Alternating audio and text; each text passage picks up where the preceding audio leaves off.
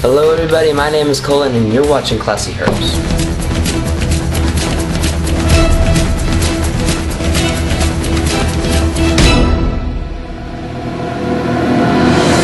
Alright, so to start off, you guys know that I have a new animal that should be shipped on Monday. It's going in this tank. And if you watched the very last video I set up over vacation, then you know I'm giving a shout out to the person who can correctly guess what animal specifically is going in here, and bonus points if you can tell me if it's a male or a female. So I'm really excited about that. Alright, also something I need to talk about is, I'm sorry about last week. I explained that pretty well in the last video, but I didn't have internet out there and I didn't have time to get around to making a video before I left, and so it was kind of a mess. But yeah, I'm back now, so this week I'm going to have a video up, and I'll probably have to cut next week's on Friday because I'm leaving again for 2 weeks. I'm going on another Boy Scout camping trip, so I'll be gone, so don't complain. Please try to resist, because there's not going to be any videos up. So alright, and also I would like to welcome all my new subscribers from my Reptivian account. My green tree python Henry here is beginning to change colors with every shed. You can see he's a little bit more yellow, especially on his head there. He's getting a big yellow spot, but his reds are not nearly as dark red anymore. He's got it's starting to turn light along his side there with every shed. He just shed, so it's beginning to break up the reds. You can see he's right in the middle. He's changing really quickly, and now he's awake. So I'm going to leave Henry alone, and we're moving on. Alright guys, also I had a lot of comments on the last video I made over how to care for leopard geckos, saying they want more care videos over like the dart frogs and the crested geckos and those things. Well, I would, but honestly, to me, care videos are so boring, like so boring. Making them is really, really boring, and editing them is even more boring. If you guys didn't know, it takes me about an hour to film, and it takes me about 2 hours to edit a video. So I put out about 3 hours of my weekend every week for you guys, and so that's a lot of time for me to just do something that I don't even like. So I don't really like making those videos just because they're just so boring to me.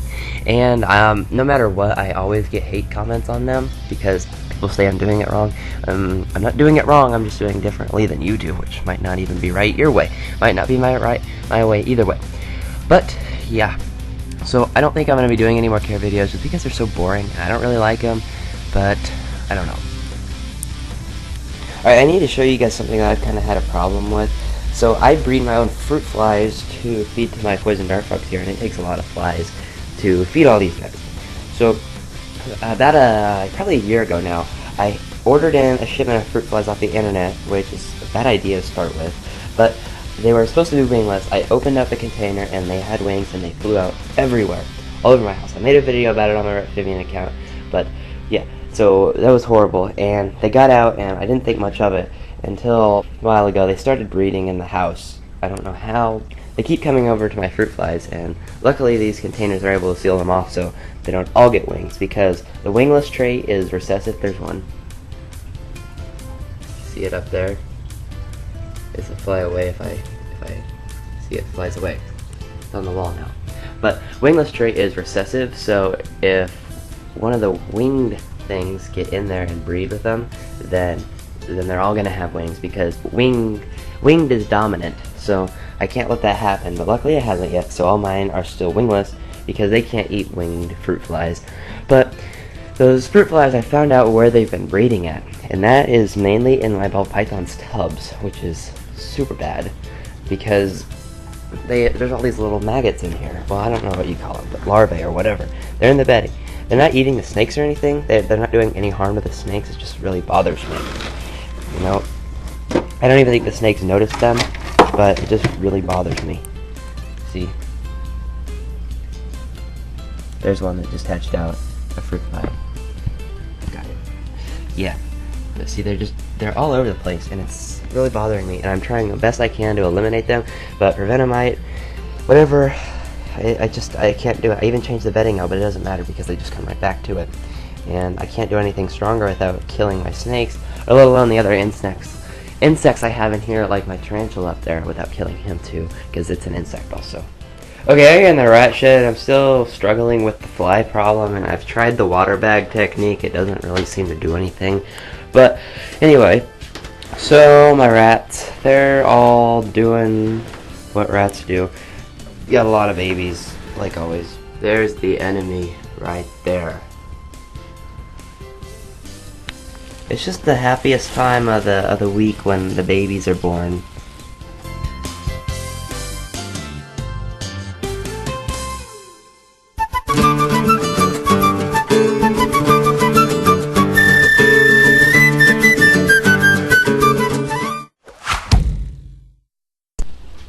Alright, so for your who's the mama, she's the one in the whitish looking one right there in the corner. And like I said, her babies, these are not her babies, those are the other two. Her babies were younger than these, so by like a week, and they weren't getting the milk that they needed, and a bunch of them actually died, which is really sad, especially because it's the who's your mama. But yeah, they were smaller and they weren't getting the milk, so I took them out and I put them in with this very special project I had. It is a Rex Dumbo female who is bred to a Rex Dumbo male, her brother, a little guy, and she had her babies, and she is turning out to be like the best mother I've ever had. I cannot hardly ever get her off of the babies. She will sit on those things. Most of them just run off right when I open the tub.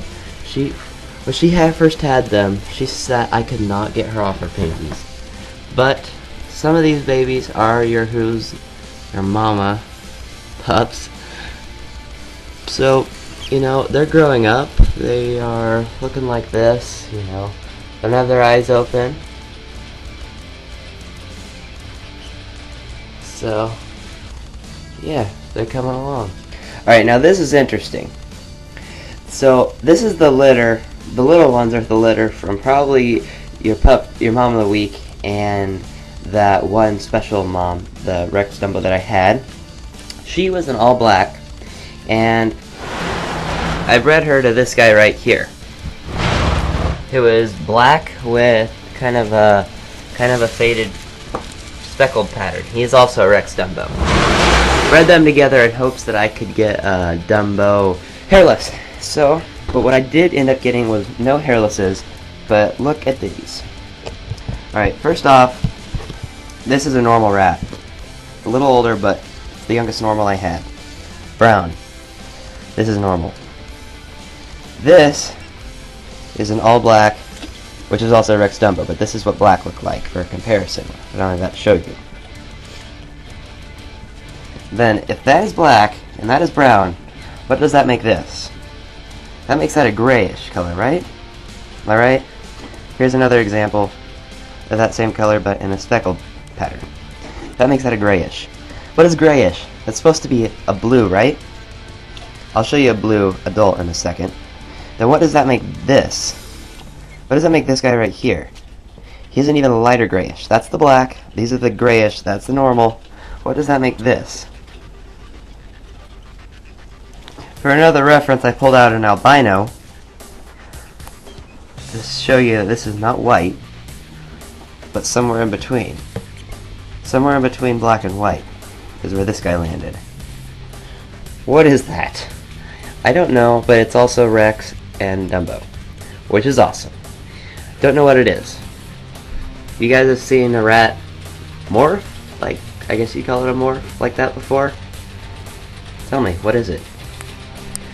Alright, so I have a male blue who is being a pain. He's in the corner here, and this is the very top tub, so I can't reach him. He's right there. That is what a blue rat looks like. They're kind of rare. He's the only blue rat I've ever seen in my life. He's a male. He's never bred before because I just got him. But that is what blue looks like. It's my understanding it's just a dominant gene. So, how did a black rat bred to another black rat make something that appears to be a blue rat? Like this. Or even like this. This looks like a dark blue. I don't know. So, if you guys want to tell me on that, because my rat genetics, I don't quite have understood yet, but I don't know. Help me out, guys. I need some help.